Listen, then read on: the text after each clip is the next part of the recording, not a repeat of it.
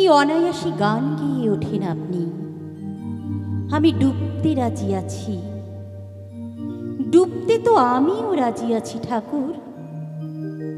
ডুবতে পারি কই, জলের উপরে নিরাপদ ভেলায় ভেসে ভেসে কাটল জীবন। আপনার মতো জলের গভীরে যেতে সাহস হলো কই।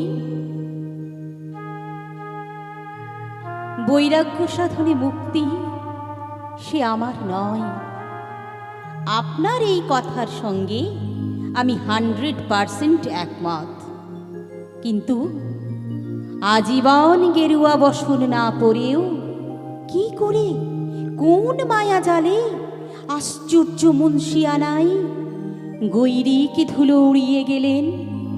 ছবিতে, গানে, গল্পে, নাটকে, কবিতায়। সত্যি আমি অবাক হয়ে ভাবি, তুমি কেমন করে গান করো হে গুণী।